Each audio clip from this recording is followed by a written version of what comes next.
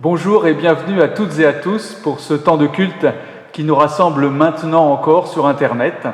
En effet, si les cultes à Lorient reprennent ce 7 juin, dans le Finistère Sud, ce ne sera que le 28 juin et à l'Échiagat uniquement dans un premier temps. Ce temps partagé via Internet se poursuivra donc au moins jusque-là et peut-être encore par la suite, probablement d'une autre manière. Dans tous les cas, et par-delà les circonstances ou la technique, c'est bien par une même parole, inspirée de Dieu, que nous sommes et que nous serons accueillis. Oui, la grâce et la paix de Dieu, c'est-à-dire sa bonté fidèle et le vrai bonheur qui vient de lui, nous sont donnés à chacun, à chacune d'entre nous, là où nous en sommes dans notre vie. Accueillons-les donc avec joie, en louant Dieu, c'est-à-dire en reconnaissant la valeur de tout ce qu'il nous donne et en lui disant merci. Je vous invite à la prière. Seigneur, je te loue au petit matin, quand le jour apparaît. Je te loue à midi, à l'heure où je prends ma nourriture. Je te loue le soir. N'as-tu pas guidé toutes mes heures? La nuit aussi, je te loue. Tu es lumière dans l'obscurité. Ô Père, ma première prière vers toi est de louange. Mon premier mot, merci. Tu es ma joie, ma mémoire, ma confiance. Je pense à toi et j'apprends que tu es ma source et mon espérance. Je te parle et tu me libères de mes peurs. Tu m'ouvres les yeux pour voir ce monde comme toi tu le vois. Et tu ouvres mes lèvres pour chanter. Oui, je te loue, Seigneur. Amen. Comme un souffle fragile, ta parole se donne. Comme un vase d'argile, ton amour nous façonne. Ta parole est murmure, comme un secret d'amour. Ta parole est blessure.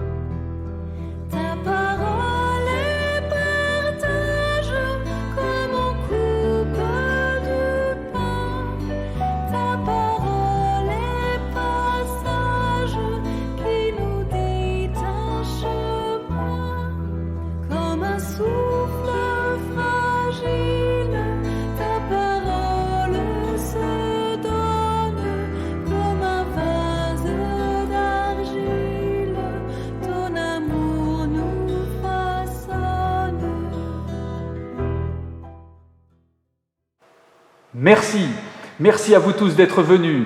C'est ce que crient les chanteurs à leurs fans qui viennent les écouter dans les concerts.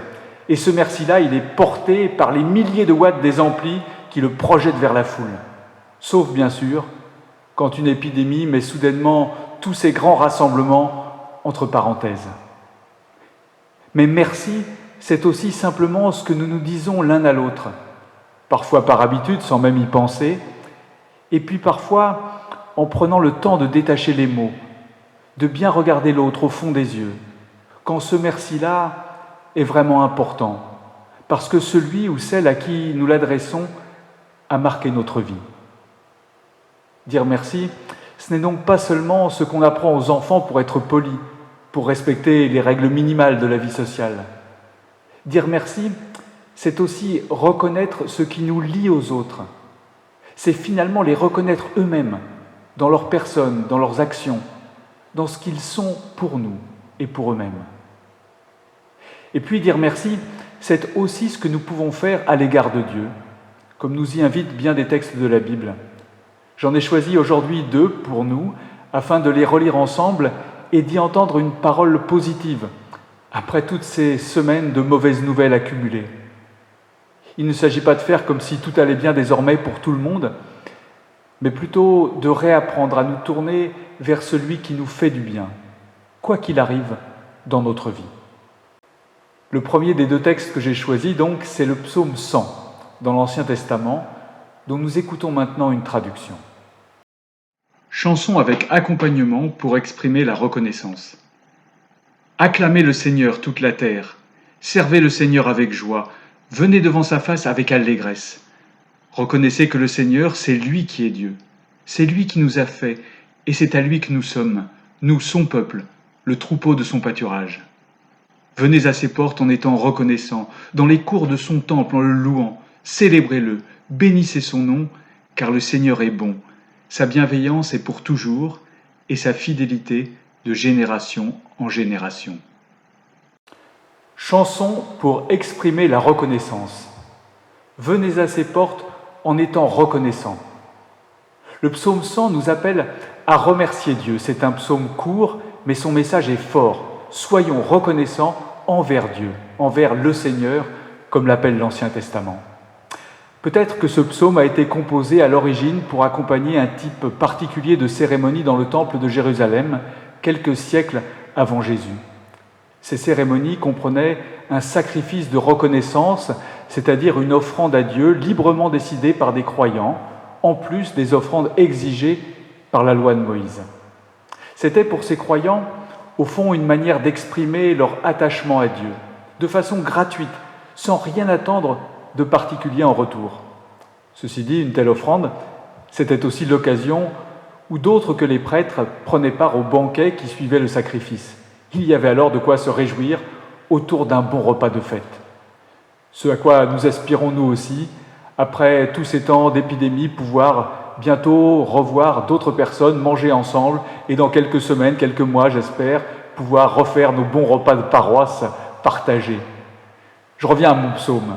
Quoi qu'il en soit de son origine possible, il reste d'actualité pour nous aujourd'hui.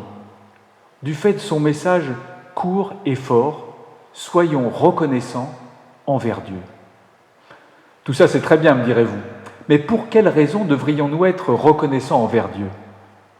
On veut bien être reconnaissant, mais encore faut-il en avoir l'occasion. Encore faut-il qu'il y ait une bonne raison pour cela. À cette question, notre psaume apporte plusieurs réponses, car les raisons de remercier Dieu sont nombreuses. La première raison, la voici. Soyons reconnaissants envers Dieu, car il donne son unité au monde. Vous allez peut-être vous demander de quel verset je tire cette affirmation. Eh bien, du premier verset, tout simplement, des premières paroles. Acclamez le Seigneur, toute la terre. Oui, acclamez, chacun, chacune d'entre vous, là où vous êtes. Que ce soit au temple de Jérusalem, il y a bien longtemps, ou ici, aujourd'hui, dans les langues et les cultures qui sont les nôtres, là où nous nous trouvons, selon cette belle diversité que nous avons rappelée dimanche dernier lors de la Pentecôte. Il y a dans ce texte, dans ce premier verset, une invitation personnelle, mais elle se double aussi d'une invitation collective, toute la terre, au singulier. Nous ne sommes pas en effet que des individus isolés et sans lien les uns avec les autres. Notre monde n'est pas qu'une collection de petits points indépendants et sans aucune cohérence, n'en déplaise aux hyper-individualistes en tout genre qui n'ont d'autre horizon qu'eux-mêmes. Les temps de pandémie que nous vivons nous l'ont rappelé, nous sommes liés les uns aux autres, tant sur les plans sanitaires et économiques que par notre humanité commune. Mais cette idée d'humanité commune, pourtant, ne va pas de soi. L'histoire l'a souvent montré avec ses conflits, ses divisions, ses égoïsmes. L'idée même d'une humanité commune nous vient en fait de Dieu lui-même, le Créateur. En effet, nous avons en commun, qui que nous soyons, d'être les créatures d'un même Créateur, qui a permis que naisse et se développe la vie. Au Dieu créateur unique correspond donc une humanité unique, dont Dieu veut qu'elle soit vraiment unifiée dans un même bonheur partagé. C'est cela son projet. Aussi, quand l'auteur du psaume invite toute la terre à acclamer le Seigneur, il exprime plus une conviction qu'une évidence. Le monde entier est appelé à trouver en Dieu son unité et à s'en réjouir avec reconnaissance. Au fond, c'est là la première raison de remercier Dieu pour cette unité qu'il donne au monde. Mais ce n'est pas la seule. La seconde raison de le remercier, la voici. Soyons reconnaissants envers le Seigneur, car il nous appelle auprès de lui. Je crois que c'est le sens profond du second verset. Servez le Seigneur avec joie, venez devant sa face avec allégresse, dit le texte. Comme souvent dans les psaumes, les deux parties d'un même verset sont très proches. Ici, servir le Seigneur et venir à lui sont une seule et même chose. C'est faire une démarche pour orienter notre vie en fonction de Dieu, pour entrer dans cette dynamique envers lui. Le service que Dieu attend alors de nous, c'est de nous tourner vers lui, et en particulier de venir en sa présence, devant sa face, dit le texte, pour le prier et le louer, que ce soit au temple quand le culte est à nouveau possible, ou chez nous, à distance, ou seul dans son coin, ou avec quelques autres. Et cela, ce n'est pas une charge, ce service-là, ce n'est pas un fardeau, mais c'est un épanouissement auquel nous sommes appelés, dans la joie et dans l'allégresse. C'est une bonne raison de le remercier. Et puis, il y a une troisième raison de le faire. Soyons en effet reconnaissants envers le Seigneur, car il est vraiment Dieu. Vous allez peut-être trouver qu'elle est un peu étonnante, cette raison. Oui, le Seigneur est vraiment Dieu, bien sûr, on s'en doute. On ne voit pas comment il pourrait en être autrement, ni pourquoi on devrait l'en remercier tout particulièrement. Pourtant, dans ce troisième verset, il se joue quelque chose d'essentiel. Les religions n'hésitent pas à parler de Dieu. Elles le font au singulier ou au pluriel, avec ou sans majuscule, et même les philosophes en parlent. Mais pour les auteurs des livres de la Bible, il y a une expérience et une conviction particulière autour de la réalité divine. Si ces auteurs parlent de Dieu comme le font d'autres traditions, ils ont une conscience toute particulière de sa réalité à part. Prenons par exemple dans l'histoire de la révélation à Moïse, au buisson ardent, au livre de l'Exode, chapitre 3. Le divin se fait connaître de manière énigmatique. Moïse lui demande alors son nom et il répond « Je suis qui je suis » ou « Je serai qui je serai ». Un peu plus loin, il demande à être invoqué avec un terme que les Juifs ont finalement renoncé à prononcer et qu'ils ont remplacé par l'expression « le Seigneur », afin d'indiquer sa différence d'avec toutes les puissances humaines ou religieuses habituelles. Alors, quand l'auteur du psaume appelle à reconnaître que le Seigneur, c'est lui qui est Dieu, il reprend la confession de foi fondamentale du judaïsme et il répond à une question importante. À qui se fier ? À qui faire confiance ? En qui croire ? Parmi la multitude des puissances, des dieux ou des idoles auxquels les humains se sont attachés. Oui, à qui se fier ? Et c'est là que surgit une quatrième raison de remercier Dieu. Soyons en effet reconnaissants envers le Seigneur, car il est digne de confiance. Seul celui qui s'est inscrit dans l'histoire des humains en accompagnant un petit peuple de rien du tout, Israël, quelques nomades à l'origine, et non l'Égypte ou la Chine, ces grandes civilisations. Seul ce Dieu étonnant, le Seigneur, est digne de confiance. C'est ce que ne cesseront de rappeler les prophètes. On peut alors être reconnaissant envers Dieu tel que nous le fait découvrir la Bible, car il n'est pas une illusion dangereuse, mais la source d'un espoir fondamental pour ce monde. Pour les Juifs qui lisent ce psaume, c'est bien sûr le Seigneur qui les a créés comme peuple, les a fait entrer dans son alliance, de sorte qu'ils deviennent son peuple, le troupeau de son pâturage, vivant avec lui une relation modèle. Mais d'ailleurs, en quoi cette relation, souvent difficile, on le voit bien quand on lit la Bible, l'Ancien Testament, en quoi cette relation serait-elle un modèle ? Eh bien parce que, quelles que soient les nombreuses difficultés rencontrées, et il y en a, Dieu s'y révèle toujours comme celui qui prend soin des humains. C'est vrai avec Israël. Et c'est ce modèle que Dieu veut proposer pour toujours et à tous les peuples dans son amour. C'est la dernière et peut-être la principale raison de remercier Dieu que je trouve dans ce psaume. Soyons en effet reconnaissants envers Dieu car il nous aime pour toujours. Le verset 4 répète l'invitation à venir vers Dieu. Venez à ses portes. Il évoque les différentes cours du temple de Jérusalem de l'époque, dont l'une pouvait accueillir les gens de toutes les nations dans l'attente que le Seigneur soit enfin reconnu par toutes ces nations, par toute la terre, comme y invite le début du psaume. Quant au dernier verset de ce texte, de ce premier texte, il nous donne la clé de la reconnaissance à laquelle nous sommes invités, nous aussi, tant de siècles après. Oui, nous sommes invités à célébrer le Seigneur, à le fêter et à le bénir, à dire tout le bien que nous recevons de lui. Et tout cela à cause de son amour pour nous. Car le Seigneur est bon, sa bienveillance est pour toujours et sa fidélité de génération en génération. 3 mots-clés sont employés ici, si vous y avez prêté attention. Le premier désigne la bonté de Dieu. Les 2 autres, qui sont plus difficiles à traduire de l'hébreu, on peut essayer de les rendre par l'idée de bienveillance, d'intention positive et forte de Dieu à notre égard. Une sorte de sentiment puissant qu'il a pour nous. Et l'autre mot, on peut le rendre par fidélité, car il porte l'idée d'engagement de Dieu dans la durée. À chaque génération, donc, de découvrir l'amour de Dieu, de le reconnaître, d'apprendre à en vivre et de remercier Dieu pour cela. Mieux connaître Dieu et être reconnaissant envers lui. C'est bien le programme de ce psaume qui nous répète à sa manière « Soyons reconnaissants envers le Seigneur ». Et il le fait en évoquant toutes ces raisons que j'ai développées, parce que Dieu donne son unité au monde, parce qu'il nous appelle auprès de lui, parce qu'il est digne de confiance, parce qu'il fait de nous son peuple, et par-dessus tout, parce qu'il nous aime, pour toujours. Alors bien sûr, on peut se dire que tout cela est bien joli, que c'est facile si tout va bien dans notre vie. Mais qu'en reste-t-il quand tout va mal ? Quand l'inquiétude nous saisit ?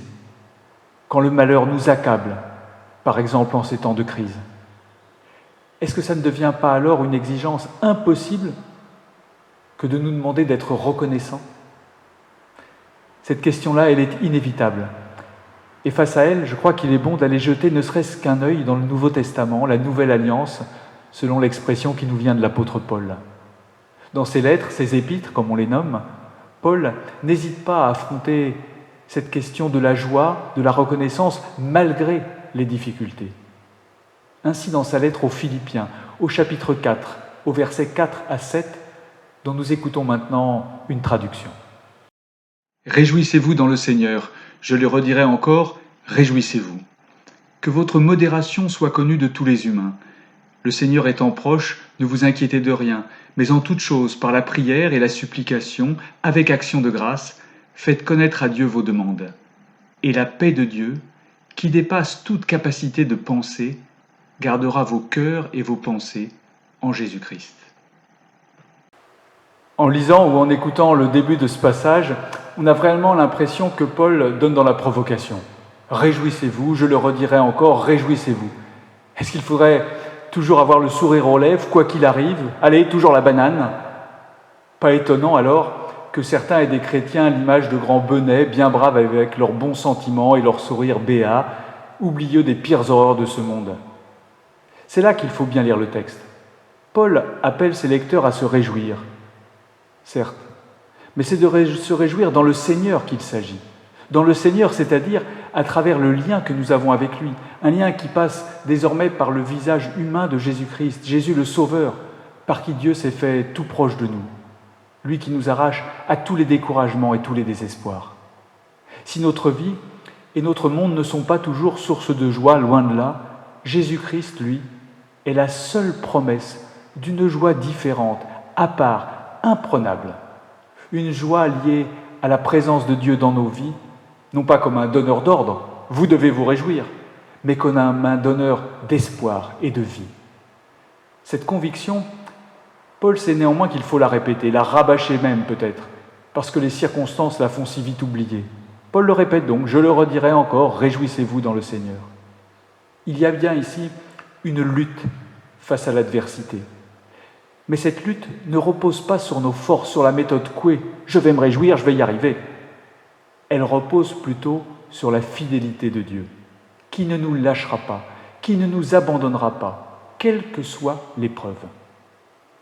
Comme l'écrivait Paul au début de cette lettre aux Philippiens, « Je suis persuadé que Dieu qui a commencé en vous une œuvre bonne, la mènera à son terme. » La vraie joie, elle n'est pas à conquérir, elle est donnée et à épanouir, dans une relation sans cesse approfondie entre Dieu et nous, dans cette proximité que Jésus a rendue possible et qui se poursuit encore aujourd'hui par son esprit.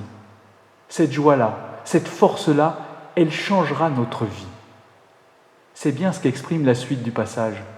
Le Seigneur étant proche, écrit Paul, ne vous inquiétez de rien. La joie qui vient de Dieu, c'est une possibilité de traverser la vie autrement. Non pas dans l'esclavage des hauts et des bas de notre morale ou de nos sentiments, non pas dans l'agitation, la panique ou l'exagération d'une foi fanatique, mais dans une confiance profonde et durable. C'est ce qu'indique ici le terme de modération, plutôt que celui de bonté, comme on trouve dans beaucoup de traductions qui ne cadrent pas bien avec le texte à cet endroit. Grâce à cette joie trouvée en Dieu, les disciples du Christ verront grandir en eux cette modération, cette assurance que Paul évoque et qui peut devenir un signe encourageant pour tous les autres, tous les humains autour de nous. Oui, il y a un chemin possible dans l'épreuve et ce chemin peut se faire main dans la main avec Dieu. « J'ai tout remis entre tes mains », dit les chants d'un vieux cantique protestant, qui exprime cette confiance fondamentale. Mais cette confiance, elle s'acquiert peu à peu, en particulier dans la prière, ce poumon de la foi. C'est pourquoi Paul renvoie juste après à la prière, précisément. En toute chose, écrit-il, par la prière et la supplication, avec action de grâce, faites connaître à Dieu vos demandes. Dans les difficultés, n'ayons pas peur de prier. Paul ne met pas de filtre a priori à notre prière, pas d'interdit, pas de « ne demandez pas ceci » ou « ne dites pas cela ». De toute façon, il pourrait bien dire ce qu'il voudrait. Quand le besoin de demander est trop fort, trop pressant, trop urgent, rien ni personne ne pourra nous empêcher de crier vers Dieu comme nous le souhaiterons, que ce soit religieusement correct ou non. Mais deux choses doivent cependant attirer notre attention pour en finir. D'une part, Paul invite à prier avec action de grâce, c'est-à-dire avec un cœur reconnaissant, remerciant Dieu. C'est étonnant, je trouve. Paul invite à dire merci avant même d'avoir reçu de Dieu quoi que ce soit de sa part. On trouve là la fondamentale invitation à la reconnaissance que nous entendions déjà dans le psaume 100 et qui est le signe d'une relation confiante et profonde avec quelqu'un en général et ici avec Dieu en particulier. Et puis, que Paul promet-il à ses lecteurs ? Que la paix de Dieu, qui dépasse toute capacité de penser, gardera leur cœur et leur pensée en Jésus-Christ. Certains sont peut-être déçus, ayant préféré des garanties d'exaucement un peu plus concrètes, on va dire, mais Dieu n'est pas un Père Noël à l'humeur capricieuse qui donnerait en fonction de la qualité de notre prière, comme les humains ont parfois trop tendance à le penser, je crois. Ce que Dieu promet, sans exception, c'est sa paix. Et cette paix-là, Ce n'est plus la fin de nos luttes, c'est un épanouissement, une plénitude à nul autre pareille. Si nous laissons agir Dieu en nous, c'est cette paix qui se diffusera alors peu à peu en nous-mêmes. Une paix gardant nos cœurs et nos pensées en Jésus-Christ, c'est-à-dire nous arrachant à nos volontés, nos idées trop arrêtées, nos impasses dans l'adversité, pour nous ouvrir toujours à nouveau une autre porte sur la vie, à travers Jésus-Christ et le Saint-Esprit. C'est cela, la paix qui vient de Dieu. Une vie comme toute vie, mais pleine de la présence divine qui la transforme et l'ouvre à l'espérance. Alors que cette vie donnée soit notre sujet de reconnaissance et de joie. Oui, soyons reconnaissants envers le Seigneur. Réjouissons-nous en lui, car il nous aime et nous donne sa paix en Jésus-Christ. Amen. Dieu, tu es ma force, ma consolation, une lampe devant mes pas. Ta voix a triomphé de l'ouragan, remporté le combat. Tu m'offres chaque jour ton infaillible amour, toi qui as fixé le cours des étoiles, sois mon ancre, sois ma voile. Tu étends mes ailes pour toucher les cieux, protégé par ta main. Ta grâce m'appelle à lever les yeux et suivre ton chemin. Tu m'offres chaque jour ton infaillible amour, toi qui as fixé le cours des étoiles, sois mon ancre, sois ma voile. Ta miséricorde coule de la croix, ton sang m'a racheté. Tout ce que je suis me vient de toi, sans fin je te louerai. Tu m'offres chaque jour ton infaillible amour, toi qui as fixé le cours des étoiles, sois mon ancre, sois ma voile. Tu m'offres chaque jour ton infaillible amour, toi qui as fixé le cours des étoiles, sois mon ancre, sois ma voile. Sois mon ancre, sois ma voile. Sois mon ancre, sois ma voile.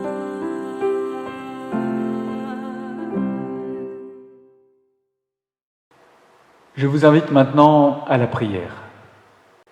Seigneur notre Dieu, tu nous as rassemblés aujourd'hui en ta présence et réunis dans ton amour. C'est pourquoi nous te prions avec assurance pour te confier nos vies, notre Église et notre monde. Nos vies d'abord. Tu les connais mieux que nous-mêmes, mais nous croyons que jour après jour, tu nous invites à te les confier, à t'en parler, à te les raconter avec nos mots, nos soupirs et nos espérances dans la prière.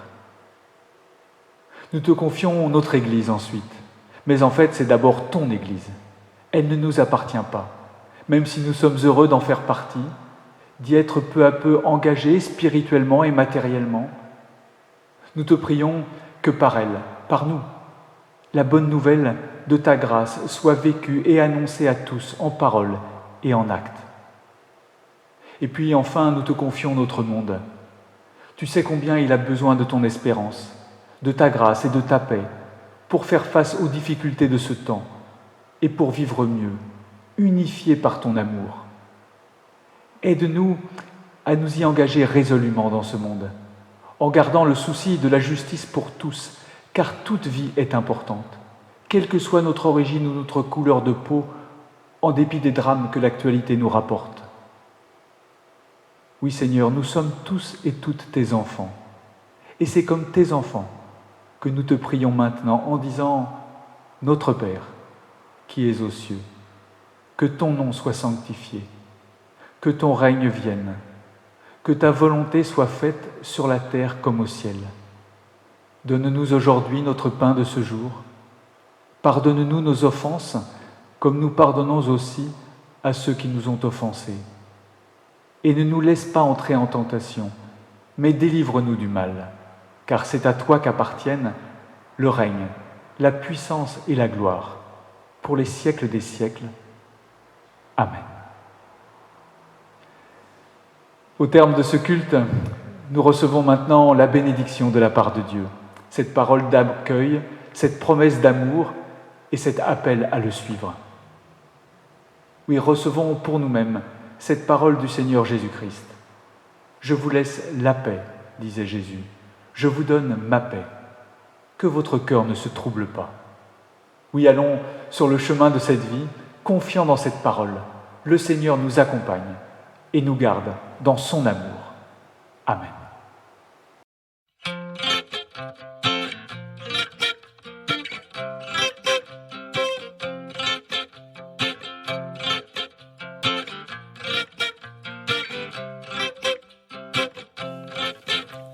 Rien ne pourra jamais nous séparer de l'amour donné. Rien ne pourra jamais nous priver de la liberté. Ni le malheur, ni l'inquiétude, ni toute la souffrance qui nous vient d'ailleurs. Aucune faim, aucune misère, ni les dangers que redoutent les veilleurs. Rien ne pourra jamais nous séparer de l'amour donné. Rien ne pourra jamais nous priver de la liberté. Aucune mort, aucune vie, ni la nuée des anges et des esprits. Aucun pouvoir, aucun combat, aucune force d'en haut ou d'en bas. Rien ne pourra jamais nous séparer de l'amour donné. Non, rien ne pourra jamais nous priver de la liberté.